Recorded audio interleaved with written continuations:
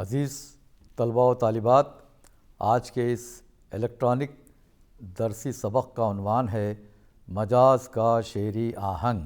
مجاز کا شعری آہنگ۔ سب سے پہلے ہم مجاز کی زندگی کے حالات پر روشنی ڈالتے ہیں۔ مجاز کا اصل نام اسرار الحق تھا۔ مجاز تخلص۔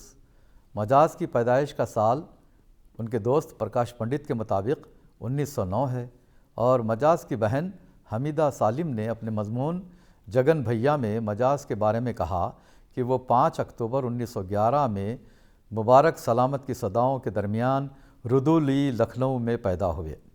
5 دسمبر 1955 کو وفات پائی۔ ابتدائی تعلیم ردولی ہی میں ہوئی۔ میٹرک امین آباد ہائی اسکول لکھنؤ سے 1928 میں پاس کیا۔ 1929 میں سینٹ جانس کالج آگرہ میں FSc میں داخلہ لیا۔ پھر مضامین بدل کر 1935 عیسوی میں علی گڑھ مسلم یونیورسٹی سے BA کیا۔ 1936 میں وہ دہلی گئے اور آل انڈیا ریڈیو کے ترجمان ماہنامہ آواز کے سب ایڈیٹر ہو گئے۔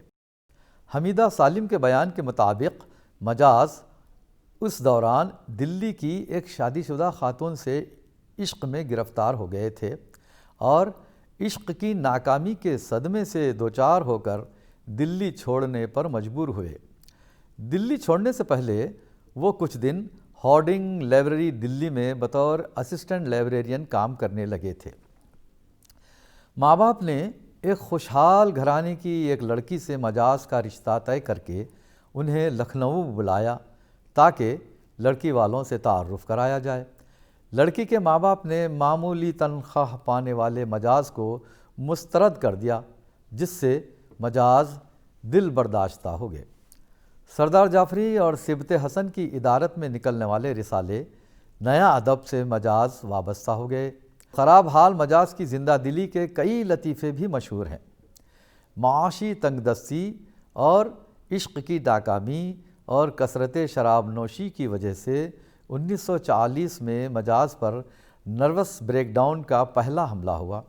دوسرا حملہ 1945 میں ہوا اور پھر 1953 عیسوی میں دیوانگی کا تیسرا حملہ ہوا تو مجاز کو رانچی کے پاگل خانے میں شریک کروایا گیا۔ صحت یاب ہو کر نکلے تو کچھ دن لکھنؤ میں ماں باپ، بھائی بہنوں، بھتیجوں، بھاجیوں کے ساتھ اچھی طرح گزارے، مگر عاقبت نااندیش شرابی دوستوں کے بہکاوے میں آ کر پھر بے تحاشا پینے لگے۔ آخر کار 5 دسمبر 1955 کی رات ان کے لیے زندگی کی آخری رات ثابت ہوئی۔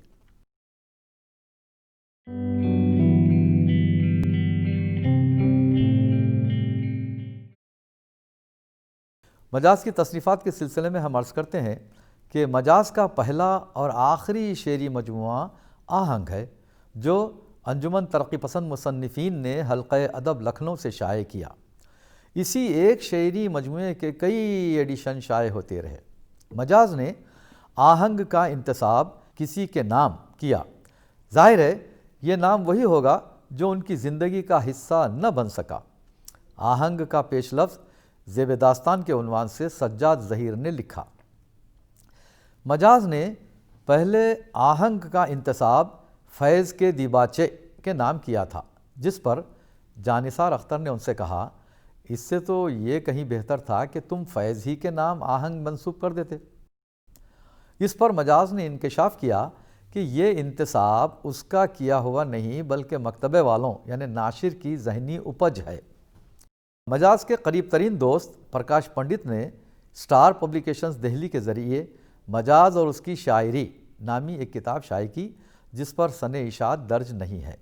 اس کتاب میں مجاز کا منتخب کلام بھی شامل ہے۔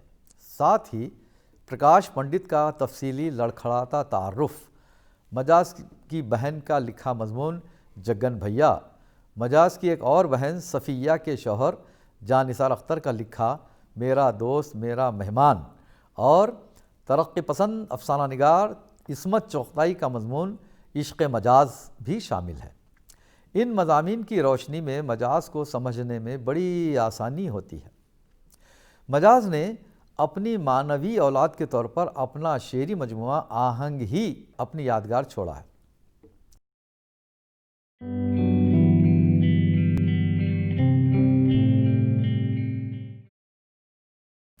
مجاز کو نظم و غزل پر یکساں دسترس تھی۔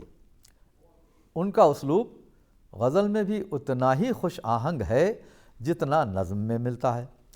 دلی جذبات و احساسات کو سمجھ میں آنے والی زبان میں پیش کیا جاتا ہے تو وہ اسلوب ہر دل کا ترجمان ٹھہرتا ہے۔ اسی لیے گنجلک انداز اختیار کرنے والا شاعر غیر مقبول ہی رہتا ہے۔ مجاز کے اشعار کی خوش آہنگی انہیں ضرب المثل بنا گئی ہے۔ ان کی غزل میں رومان بھی ہے اور زندگی کی کڑوی صداقتیں بھی خوش اسلوبی سے پیش کی گئی ہیں۔ یہی سبب ہے کہ ان کے اشعار زبان زد خاص و عام ہیں۔ مختصر سے اکلوتے مجموعے آہنگ نے اردو شعر و ادب کو بہت کچھ دیا ہے اور اسی ایک تصنیف نے مجاز کو بھی زندہ رکھا ہے۔ مجاز کے کچھ اشعار بہت ضرب المثل جو ہیں وہ پیش کرتا ہوں میں کہ بہت مشکل ہے دنیا کا سنورنا، بہت مشکل ہے دنیا کا سنورنا، تیری زلفوں کا پیچ و خم نہیں ہے۔ کیا ہوا میں نے اگر ہاتھ بڑھانا چاہا، کیا ہوا میں نے اگر ہاتھ بڑھانا چاہا، آپ نے خود بھی تو دامن نہ بچانا چاہا۔ اور ایک شعر ہے ان کا، عشق کا ذوق نظارہ مفت میں بدنام ہے، عشق کا ذوق نظارہ مفت میں بدنام ہے، حسن خود بیتاب ہے جلوہ دکھانے کے لیے۔ اور ان کا ایک شعر ہے کہ کچھ تمہاری نگاہ کافر تھی، کچھ تمہاری نگاہ کافر تھی، کچھ مجھے بھی خراب ہونا تھا، سب کا تو مداوا کر ڈالا اپنا ہی مداوا کر نہ سکے، سب کا تو مداوا کر ڈالا اپنا ہی مداوا کر نہ سکے، سب کے تو گریباں سی ڈالے اپنا ہی گریباں بھول گئے، تسکین دل محزون نہ ہوئی وہ سہی کرم فرما بھی گئے، تسکین دل محزون نہ ہوئی وہ سہی کرم فرما بھی گئے، اس سہی کرم کو کیا کہیے بہلا بھی گئے تڑپا بھی گئے، ہم عرض وفا بھی کر نہ سکے کچھ کہہ نہ سکے کچھ سن نہ سکے، ہم عرض وفا بھی کر نہ سکے کچھ کہہ نہ سکے کچھ سن نہ سکے، یا ہم نے زباں ہی کھولی تھی وہ آنکھ جھکی شرما بھی گئے، یہ رنگ بہار عالم ہے کیوں فکر ہے تجھ کو اے ساقی، محفل تو تیری سونی نہ ہوئی کچھ اٹھ بھی گئے کچھ آ بھی گئے، اس محفل کیف و مستی میں اس انجمن عرفانی میں سب جام بکف بیٹھے ہی رہے، ہم پی بھی چکے چھلکا بھی گئے۔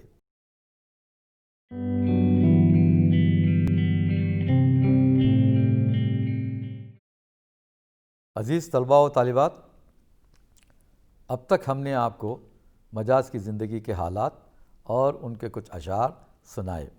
اب ہم مجاز کے شعری آہنگ اور ان کی شعری خصوصیات پر روشنی ڈالنے جا رہے ہیں۔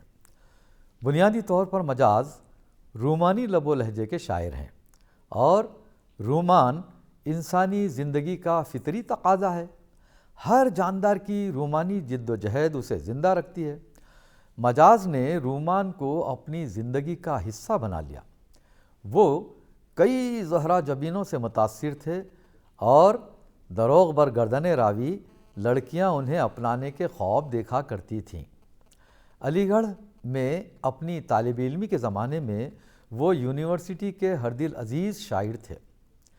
آل انڈیا ریڈیو کانفرنس 1936 کے موقع پر مجاز نے ایک نظم نظر علی گڑھ لکھی جو اتنی مقبول ہوئی کہ علی گڑھ مسلم یونیورسٹی کا ترانہ قرار پائی۔ اس نظم کے کچھ شعر میں آپ کے سامنے پیش کر رہا ہوں۔ سرشار نگاہ نرگس ہوں پا بستہ گیسوئے سنبل ہوں، سرشار نگاہ نرگس ہوں پا بستہ گیسوئے سنبل ہوں، یہ میرا چمن ہے میرا چمن میں اپنے چمن کا بلبل ہوں، ایک ساغر نو میں ڈھلتی ہے کلیوں سے حسن ٹپکتا ہے پھولوں سے جوانی ابلتی ہے، ذرات کا بوسہ لینے کو 100 بار جھکا آکاش یہاں، ذرات کا بوسہ لینے کو 100 بار جھکا آکاش یہاں، خود آنکھ سے ہم نے دیکھی ہے باطل کی شکست فاش یہاں، جو ابر یہاں سے اٹھے گا جو ابر یہاں سے اٹھے گا وہ سارے جہاں پہ برسے گا، جو ابر یہاں سے اٹھے گا وہ سارے جہاں پہ برسے گا، ہر جوئے رواں پر برسے گا، ہر کوہ گراں پر برسے گا، خود اپنے چمن پر برسے گا، غیروں کے چمن پر برسے گا۔ علی گڑھ مسلم یونیورسٹی کے دروازے بلا لحاظ مذہب و ملت سب کے لیے کھلے ہوئے ہیں، اور سب اس کی کشادہ دلی سے فیضیاب بھی ہو رہے ہیں۔ مجاز نے اپنے ترانے میں یونیورسٹی کی اسی خصوصیت کا اظہار علامتوں میں کیا ہے۔ اختر شیرانی کی طرح مجاز نے خیالی محبوبائیں سلمیٰ، عذرا، شیریں وغیرہ نہیں گھڑیں، بلکہ گوشت پوست کی حقیقی عورت سے انہوں نے عشق کیا۔ البتہ انہوں نے تہذیب کا دامن نہیں چھوڑا، انہوں نے اپنی محبوبہ کو سر عام رسوا کبھی نہیں کرنا چاہا۔ وہ اپنی ایک نظم کس سے محبت ہے میں بڑے سلیقے سے اس خاتون کا تعارف کراتے ہوئے، جس سے ان کا شعری آہنگ نمایاں ہے، فرماتے ہیں، نظم کا عنوان ہے کس سے محبت ہے۔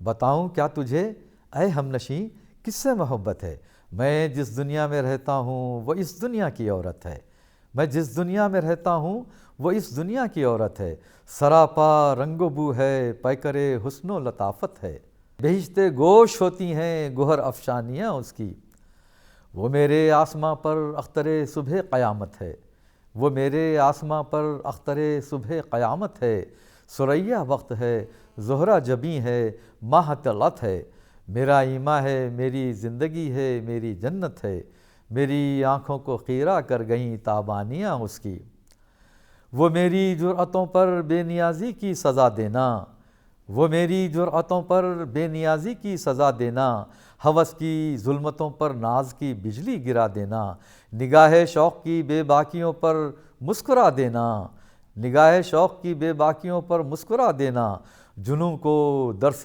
تمکین دے گئیں نادانیاں اس کی، وفا خود کی ہے اور میری وفا کو آزمایا ہے، وفا خود کی ہے اور میری وفا کو آزمایا ہے، مجھے چاہا ہے مجھ کو اپنی آنکھوں پر بٹھایا ہے، میرا ہر شعر تنہائی میں اس نے گنگنایا ہے، سنی ہے میں نے اکثر چھپ کے نغمہ خوانیاں اس کی، میرے چہرے پہ جب بھی فکر کے آثار پائے ہیں، میرے چہرے پہ جب بھی فکر کے آثار پائے ہیں، مجھے تسکین دی ہے میرے اندیشے مٹائے ہیں، میرے شانے پہ سر تک رکھ دیا ہے گیت گائے ہیں، میری دنیا بدل دیتی ہیں خوش الہانیاں اس کی۔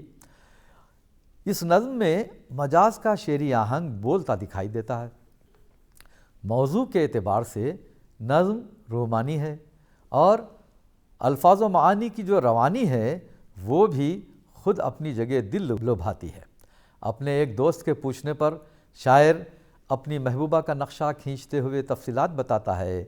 پہلے بند میں وہ اپنے دوست سے کہتا ہے کہ اب تجھ سے کیا کہوں کہ مجھے کس سے محبت ہے، میں جس دنیا کا ہوں وہ بھی اسی دنیا کی عورت ہے، وہ سر سے پاؤں تک حسین ہے اور نزاکت و حسن کا مجسمہ ہے، اور اس کی باتیں کانوں کے لیے جنت جیسا مزہ رکھتی ہیں، وہ چاند جیسی حسینہ، کہکشاں جیسی قسمت والی، یا روشن ہی روشن وہ قیامت کی صبح کے تارے کی طرح میری زندگی کے آسمان پر چمک رہی ہے، وہ میرا ایمان، میری زندگی اور میری جنت ہے، اور اس کی چمک دمک میری آنکھوں کو روشن کر گئی ہے، میں اگر کچھ جرأت کا مظاہرہ کروں تو وہ نظر انداز کر جاتی ہے، اور میں کسی قسم کی زیادتی کا ارادہ کروں تو وہ بڑے ناز سے اسے رد کر دیتی ہے، اور میری نگاہ شوق کی بے باکی پر مسکرا دیتی ہے، اس طرح میرے پاگل پن کو وقار و تمکنت کا درس دیتی ہے۔ اس نے خود بھی مجھ سے وفاداری نبھائی اور میری وفا کو بھی آزمایا ہے، مجھے چاہا اور مجھے عزت بخشی، میرا ہر شعر تنہائی میں گنگناتی رہتی ہے، میں نے خود اپنے کانوں سے اسے میرے اشعار گنگناتے ہوئے سنا ہے، مجھے جب کبھی اس نے فکر مند پایا ہے تو حوصلہ دیا اور ہر قسم کے اندیشوں سے نجات دلائی ہے، یہاں تک کہ میرے کاندھے پر سر رکھ کر گیت گائے ہیں، اور اس کی سریلی آواز میری دنیا میں انقلاب لاتی ہے، یعنی ایسی چاہنے والی حسین دوشیزہ سے میں پیار کرتا ہوں جو خود مجھ سے بھی پیار کرتی ہے، بلکہ میری شاعری کو بھی بہت پسند کرتی ہے۔ مجاز کے شعری آہنگ کا ایک پہلو یہ بھی ہے کہ جب وہ اپنے حالات، معاشی مسائل اور شراب کی لعنت کی وجہ سے اپنی محبوبہ کو حاصل کرنے میں ناکام ہو جاتے ہیں تو پھر ادھر ادھر بھٹکنے لگتے ہیں اور نظم آوارہ کے ذریعے اپنی کیفیت کو شعری لب و لہجہ قرار دیتے ہیں۔ اب ہم آپ کے سامنے ان کی نظم آوارہ کے چند بند پیش کرتے ہیں۔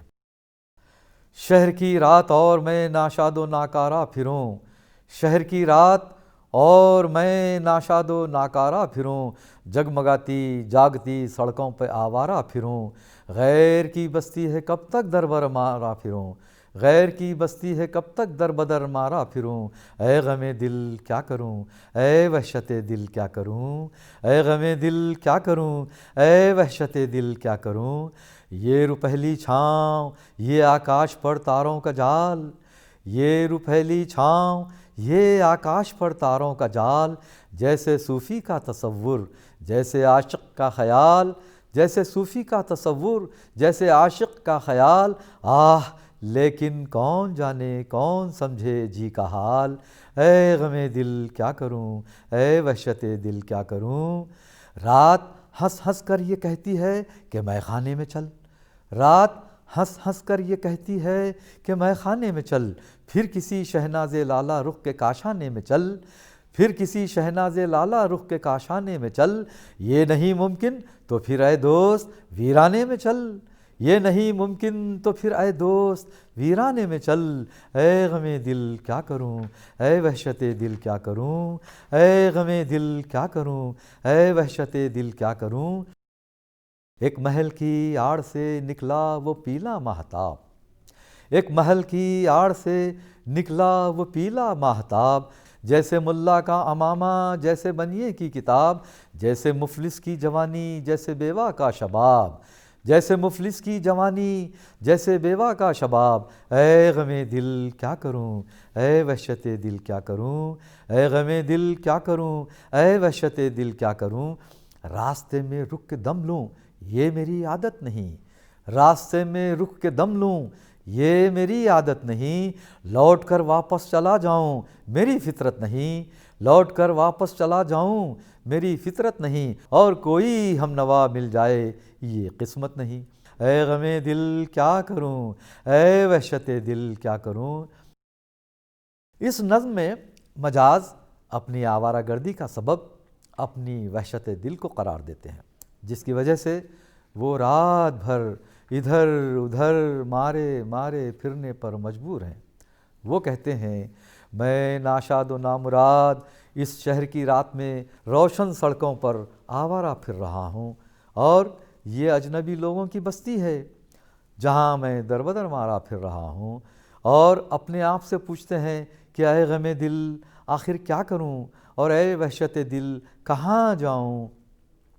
آکاش پر تاروں کا جال ہے جس سے چھاؤں بھی روپہلی ہو گئی ہے، صوفی کا تصور اور عاشق کا خیال اپنی جگہ، مگر آہ میرے جی کا حال کون سمجھے، ایسے میں اے غم دل کیا کروں، اور اے دل کی ویرانی تجھے کہاں لے جاؤں۔ رات مجھ کو ہنس ہنس کر دعوت دے رہی ہے کہ شراب خانے میں چل یا کسی حسینہ کے کوٹھے پر پہنچ جا، اور اگر ایسا ممکن نہیں تو پھر ویرانی کی طرف چل۔ پیلا چاند محل کی آڑ سے نکلا تو ایسا لگا جیسے ملا کا پیلا امامہ اور بنیے کا پیلا بہی کھاتا ہے جو مفلس کی بے جا بے مصرف جوانی اور بیوہ کے بے لطف شباب کی طرح لا حاصل ہے۔ ایسے میں اے غم دل کیا کروں، اور اے دل کی وحشت کہاں جاؤں۔ یہاں شاعر مجاز اپنی آوارگی کی ثابت قدمی دکھاتے ہوئے کہتا ہے کہ نہ راستے میں دم لینے کی عادت ہے، نہ واپس لوٹنا میری فطرت ہے، اور اپنی آوارگی کے لیے کوئی ساتھی بھی میری تقدیر میں نہیں، اسی لیے اے غم دل اور اے دل کی وحشت مجھے یہ سب کچھ تنہائی برداشت کرنا پڑا ہے۔ مجاز کی یہ شاہکار نظم ایک ایسے نوجوان کے جذبات و احساسات کی عکاسی کرتی ہے جو پریشان حال، ناشاد و نامراد، جسے برے راستے، برے ٹھکانے آواز دے کر اسے تباہ کرنے پر تلے ہیں۔ وہ اپنی آوارہ گردی سے تنگ بھی ہے مگر واپس لوٹنا بھی نہیں چاہتا۔ اسے کوئی ساتھی بھی دستیاب نہیں اور وہ اپنی وحشت اور اپنے غم سے اکیلا لڑ رہا ہے۔ آئیے اب ہم ترقی پسندوں کے موضوعات پر بھی جو مجاز نے کچھ کہا ہے اس پر روشنی ڈالتے ہیں۔ ترقی پسندوں نے عورت کو بھی زندگی کی دوڑ میں قدم سے قدم ملا کر چلنے پر راغب کیا۔ وہ آزادی نسواں کے نعرے کو عملی صورت دینے میں پیش پیش رہے۔ اکبر الہ آبادی نے برسوں پہلے طنز کیا تھا، عابدہ چمکی نہ تھی انگلش سے جب بیگانہ تھی۔ عابدہ چمکی نہ تھی انگلش سے جب بیگانہ تھی، اب ہے شمع انجمن پہلے چراغ خانہ تھی۔ اب ہے شمع انجمن پہلے چراغ خانہ تھی۔ یہاں انگلش دراصل مغربی تہذیب کو اپنانے کی علامت ہے۔ ترقی پسند بھی عورت کو گھر کی چار دیواری میں قید، حجابوں میں گھری رکھنے کے خلاف تھے۔ وہ چاہتے تھے کہ عورت بھی مردوں کے شانہ بشانہ زندگی کے ہر شعبے میں اپنی صلاحیتوں سے اپنا لوہا منوائے۔ کسی نے کہا تھا، اٹھ میری جان میرے ساتھ ہی چلنا ہے تجھے۔ تو مجاز نوجوان خاتون سے خطاب کرتے ہوئے اسے مشورہ دیتے ہیں۔ مجاز کی نظم کا عنوان ہے نوجوان خاتون سے خطاب۔ ان کے اشعار ہیں، حجاب فتنہ پرور اب اٹھا لیتی تو اچھا تھا۔ حجاب فتنہ پرور اب اٹھا لیتی تو اچھا تھا، خود اپنے حسن کو پردہ بنا لیتی تو اچھا تھا۔ خود اپنے حسن کو پردہ بنا لیتی تو اچھا تھا۔ تیری نیچی نظر خود تیری عصمت کی محافظ ہے۔ تیری نیچی نظر خود تیری عصمت کی محافظ ہے۔ تو اس نشتر کی تیزی آزما لیتی تو اچھا تھا۔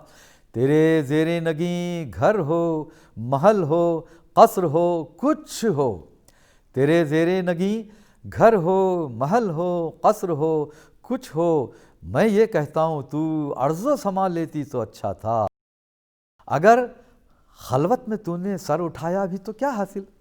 اگر خلوت میں تو نے سر اٹھایا بھی تو کیا حاصل؟ بھری محفل میں آ کر سر جھکا لیتی تو اچھا تھا۔ بھری محفل میں آ کر سر جھکا لیتی تو اچھا تھا۔ اثر باقی نہیں مفلوج پیروں کی دعاؤں میں، جوانان بلاکش کی دعا لیتی تو اچھا تھا۔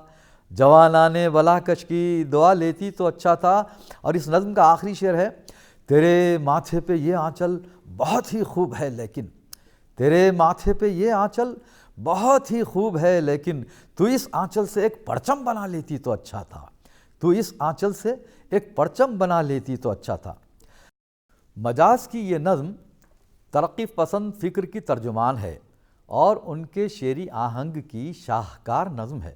مجاز حیا کی پتلی مشرقی عورت کے حجاب کو فتنہ پیدا کرنے والا قرار دے کر اسے حجاب سے ہاتھ اٹھا لینے کا مشورہ دیتے ہیں۔ اس کے بجائے اپنے حسن ہی کو پردہ بنا لینے کی رائے دیتے ہیں۔ اور یوں بھی اکثر لوگ کہتے ہیں حجاب منہ پر نہیں بلکہ عورت کی آنکھ میں ہونا چاہیے۔ عورت سے مجاز کہتے ہیں کہ تیری نیچی نظر ہی عصمت کی محافظ ہے، کاش تو اس نیچی نظر کی کاٹ کو آزما لیتی۔ عورت بھلے ہی گھر کی رانی، محل کی ملکہ اور قصر و ایواں پر حکمراں ہو، اسے تو زمین و آسمان میں اڑان کے مزے لینے چاہیے، یعنی چار دیواری سے باہر نکل آنا چاہیے۔ تنہائی میں وہ اگر سر اٹھا کر بات کرتی ہے تو کیا حاصل؟ اس سے بہتر تو یہ ہوتا کہ وہ بھری محفل میں آ کر سر جھکا کر صحیح رونق افروز ہوتی۔ مجاز عورت کو کھلی آزادی کی رغبت دیتے ہوئے فرماتے ہیں کہ اگر وہ اپنے بوڑھے ماں باپ یا دیگر بوڑھوں کی دعائیں لیتی ہے تو کیا فائدہ، بلکہ وہ پیتے کھاتے بھٹکتے ہوئے نوجوانوں کی دعائیں لیتی تو اچھا تھا، تاکہ ایسے پیاسے نوجوانوں کی تنہائی دور ہو، ان کی پیاس بجھے۔ اس نظم کا آخری شعر تو ضرب المثل کی طرح مشہور ہے۔ مجاز کہتے ہیں اے نوجوان خاتون، تیرے ماتھے پہ یہ آنچل تیری نسائیت کی علامت ہو کر رہ گیا ہے، بہتر یہ ہوتا کہ تو اس دوپٹے کو بالائے طاق رکھتی، یعنی اسے پرچم بنا کر عورت کو حجابوں میں باندھے رکھنے کے خلاف اعلان جنگ کرتی۔ اس طرح یہ نظم ترقی پسند نقطۂ نظر کی نمائندہ نظم ہے، اور مجاز بھی بجائے خود ترقی پسند شاعر تھے۔ عزیز طلباء و طالبات، اب ہم آپ کے لیے کچھ کتابوں کے نام سفارش کر رہے ہیں۔ مجاز کو پڑھنے کے لیے اصل میں ان کا ایک ہی شعری مجموعہ آہنگ ہے، جس کے کئی ایڈیشن شائع ہوئے ہیں۔ آپ مجاز کا شعری مجموعہ آہنگ لے لیں، یا پھر پرکاش پنڈت کا لکھی ہوئی ایک کتاب ہے مجاز اور اس کی شاعری، جو اسٹار پبلیکیشن سے شائع ہوئی ہے۔ یہ کتابیں آپ کے لیے سفارش کی جا رہی ہیں، ان کا مطالعہ کیجئے، آپ کو مجاز کے بارے میں بہت کچھ معلومات حاصل ہو جائیں گی۔ اور اگر ریختہ.com پر جائیں گے، مجاز کا نام ماریں گے، تو مجاز کے بہت ساری غزلیں، ان کی نظمیں آپ کو اردو اسکرپٹ میں، ہندی اسکرپٹ میں اور رومن اسکرپٹ میں مل جا سکتی ہیں۔ آپ ریختہ.com سے بھی استفادہ کر سکتے ہیں۔